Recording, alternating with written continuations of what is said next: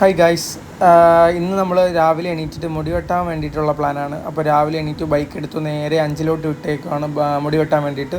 അങ്ങനെ നമ്മൾ അഞ്ചലെത്തി മിറാക്കിളിൽ നിന്നാണ് മുടി വെട്ടുന്നത്. അങ്ങനെ നമ്മൾ അവിടെ എത്തിയപ്പോൾ തന്നെ അകത്ത് കയറിയപ്പോൾ തന്നെ അത്യാവശ്യം നല്ല തിരക്കുണ്ടായിരുന്നു.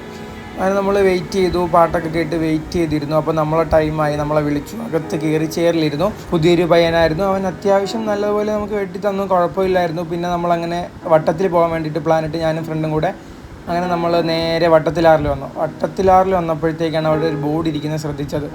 ഈ ആറ്റിൽ 23 പേരാണ് മുങ്ങി മരിച്ചിട്ടുള്ളത്, ഇറങ്ങുമ്പോൾ സൂക്ഷിക്കണം.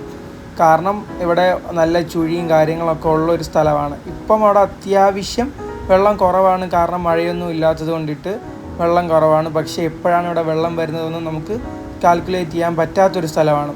അത്യാവശ്യം പീസ്ഫുൾ ആയിട്ടുള്ളൊരു സ്ഥലമാണ്. ഫ്രണ്ട്സായിട്ടായാലും കപ്പിൾസായിട്ടായാലും എന്നൊരു സ്ഥലമാണ്.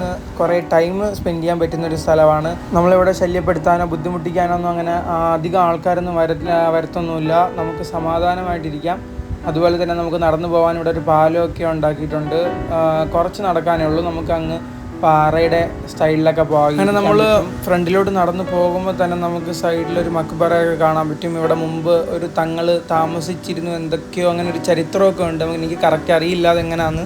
അങ്ങനെ കുറേ ചരിത്രങ്ങളും കാര്യങ്ങളൊക്കെ ഉള്ളൊരു സ്ഥലമാണ് ഇവിടെ.